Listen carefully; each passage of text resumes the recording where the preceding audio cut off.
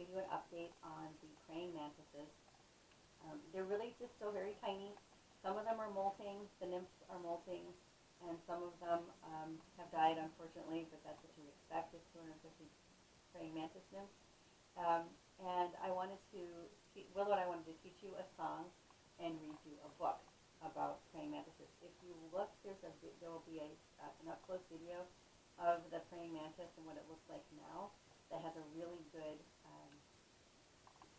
image of the different parts of the insect. Insects have head, thorax, and abdomen, and jointed legs, and compound eyes and antennae. This song helps you remember all of those things. Are you ready, Willow? And help me get it right, because the last couple times I've sung it wrong. So, ready to sing? Okay. Head, thorax, abdomen, jointed legs. Head and thorax, abdomen, jointed legs, and compound eyes and antennae too. Head, thorax, abdomen, jointed legs. You almost said shoulders. I did almost say shoulders. When you see the picture of the praying mantis, the head is very clear, it's the part with the eyes. The thorax is the top part, and then underneath that is the abdomen. All of the legs, the jointed legs, and your legs are jointed, by the way. So are mine, and so are my arms. There you go. All of the legs will come off of the abdomen, the lower part of the body. Compound eyes just means that they have, you and I see through one lens. Bugs have many, many, many lenses, so they can see all the way around them. And antennae are those little things at the top of their head. So it's kind of like seeing through like many different security cameras at one time. Something like that. All right. So get settled in. We're going to read a story. This is one of Willow's favorite stories. She remembers this from when she was a little girl, a littler girl. It's called Maryanne by Betsy James, and it's a sweet story about a little girl who makes friends with a praying mantis. So get comfy, get cozy, and listen. Maryanne by Betsy James. Maryanne lived next door. She was my best friend. Our birthdays were on the same day, and green was our favorite color. We made banana marshmallow pancakes. And built a secret clubhouse under the juniper bush in my backyard. But Maryanne moved away.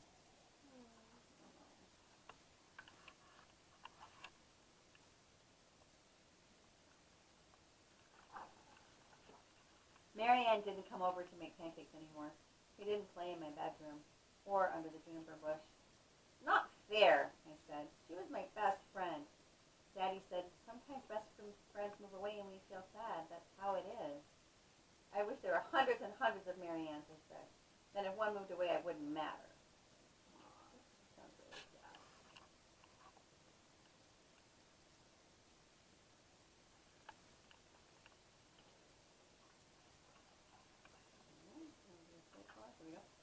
Our clubhouse was empty, but a strange green bug was climbing a juniper tree.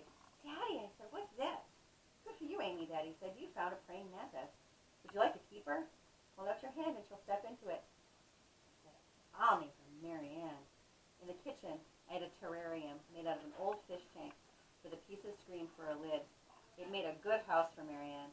When I put her inside, she climbed a tall fern and waved her arms at me.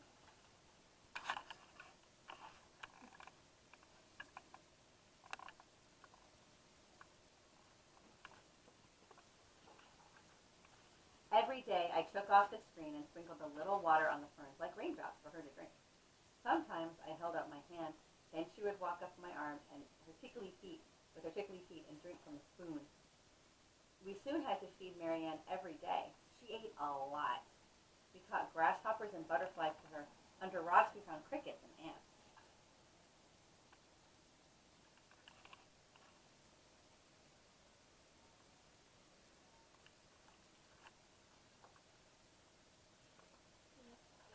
I put the bugs in the terrarium, and Maryanne munched them like sandwiches.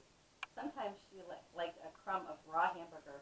When she was finished, she cleaned her face with her front legs, with the way our cat washed his paws. Every day she got fatter. Then, when summer was over, she pushed a ball of foam out of her tail onto a fern. We know what that is. That's an ooze. Her eggs are inside that ball, said Mama. Hundreds hundreds and hundreds of eggs. And we know that that egg ball is called an utica, right?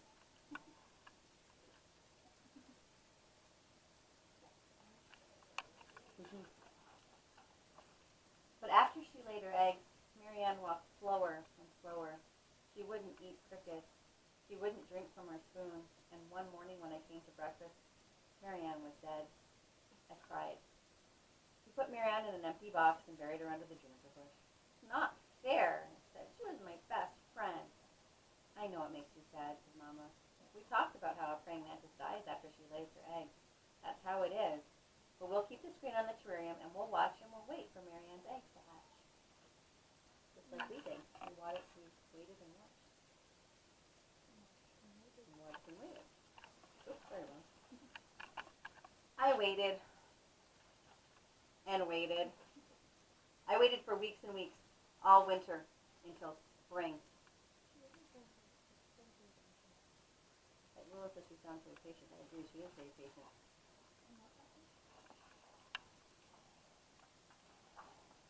Maryanne's eggs didn't hatch. I don't have any best friend, I said to Daddy. Sometimes friends move away, said Daddy, but we can visit them. So we packed the car.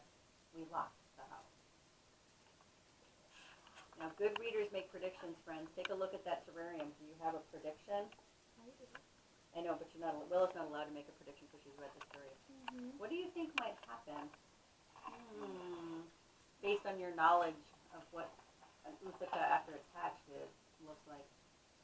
We drove and drove until we came to another town, to another house, and there on the doorstep was Maryanne.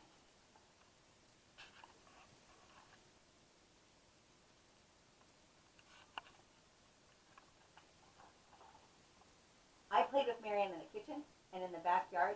We built a clubhouse in her bunk bed. We made banana marshmallow pancakes in the morning. Yum. Yuck.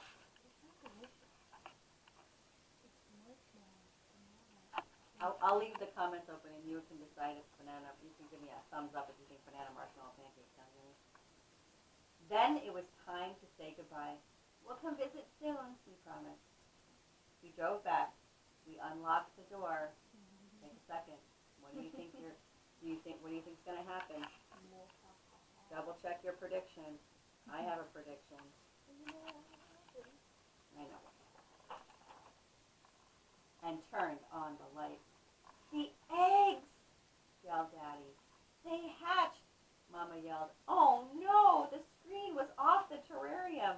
But I yelled, look at all of Maryanne's!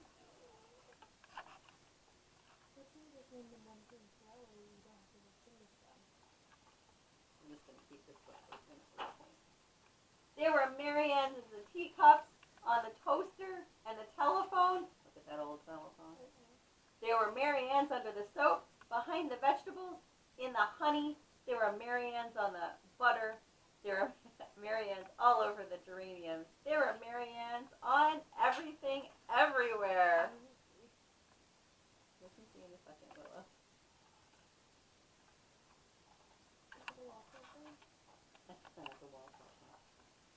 Hundreds. I had hundreds and hundreds of Maryanne's.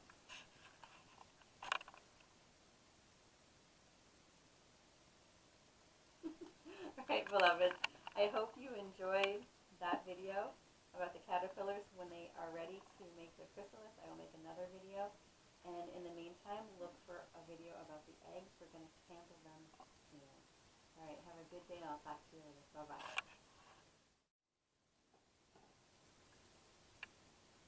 Alright, scientists, as you can see, our caterpillars are much, much bigger than they used to be. In just a second, I'll show you the difference between how big they were when we first got them and how big they are now. But for now, take a second and maybe pause the video and draw what you see. You'll notice that the caterpillars are quite fuzzy. They have many, many legs, and they're also doing a lot of eating because they're getting ready to become a chrysalis. Very soon, they will crawl to the top of the cup. Their bodies will form into a J. Their skin will come off and they will form into a chrysalis. And inside the chrysalis, they will stay for several days as their bodies completely metamorphose into butterflies. and I will take a video when they are close to hatching.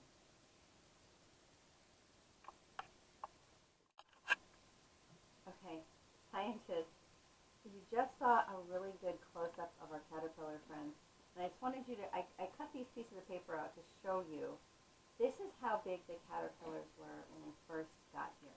They were just tiny little things, about 1/4 of an inch long. Now, this one up here, this is how big they are now. They're about 2 inches long. That's a lot bigger. They grow an incredible amount. And when they get to be about this size, that's when they're ready to become a chrysalis and start the process of becoming a butterfly.